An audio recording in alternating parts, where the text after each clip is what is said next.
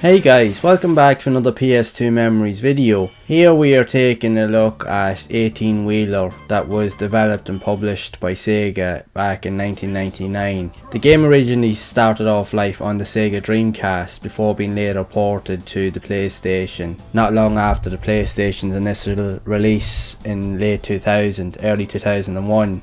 And the game is actually an arcade focused racing game with the emphasis on driving big rigs or trucks to get from one destination to another. You actually have cargo on board each of the trucks that you actually are driving, and you actually have to get to the destination within the time limit. The quicker the time that you get in each level, the more opportunities to unlock different perks and gain more points and even more money, so that you can upgrade certain aesthetics and features to make your playthroughs a lot easier further down the line. Although this is an early PlayStation 2 title, again, when you look at the graphics and the visual style of the game, it is very arcadey, and it's very reflective of games that were published by Sega at that time period. And if you've ever played Crazy Taxi on the Sega Dreamcast, that was also later ported to the PlayStation 2 and other consoles, you will see that the graphical style is very similar to that game, which in my personal opinion, I absolutely love these type of graphics from that early period, late 90s, early 2000s, as there's something about them that really stands out, even though they're not as visually appealing as, say, as modern games that you would see today. But that doesn't matter. A lot of these games here were highly playable and very addictive, and they were very reflective and almost near perfect to some degree arcade ports of the original games that were originally on arcade systems. This was as close as you would ever get to playing these games if you didn't get the chance to play them in the arcade.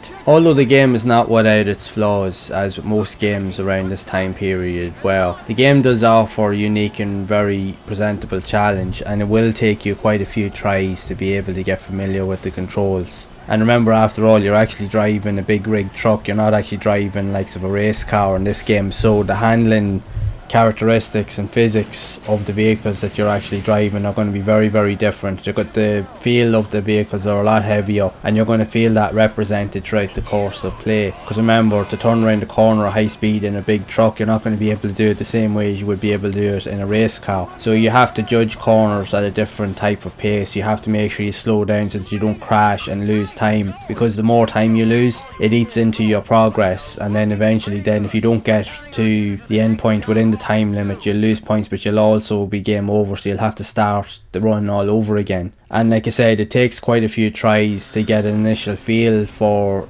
each of the levels, because again, each level is very different to the last, even though they're very similar in how they play, but the level layouts are very different. As you can see from the level design, you're on highway levels, but then you're on city streets, so it definitely offers up to the challenge. But not only that, you also have, which is very similar to the likes of even Outrun as well, it was also developed by Sega back in the late 80s with different ports on more modern systems. You also have a rival on each of the tracks when you're racing to get from point A to point B. You also need to make sure that you can defeat the rival as well, because if you do manage to defeat the rival throughout the course of play, again, it will also unlock extra perks and so forth, and you will gain more money in to do so. So it's definitely a fun title, even though challenging. And if you're into these arcade style racing games and you want to play something a little bit different, this may be something that actually might be worth looking into, because it is fun to play. And if you are a fan of these quirky style games with these unique style graphics from that time period, you should definitely give this a look.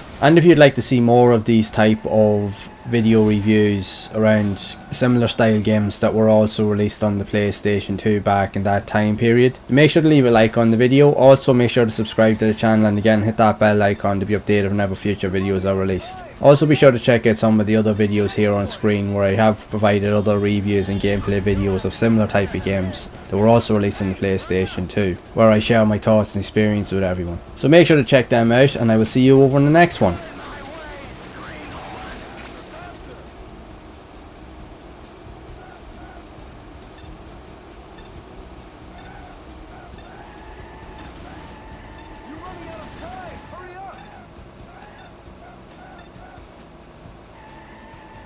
Time is up!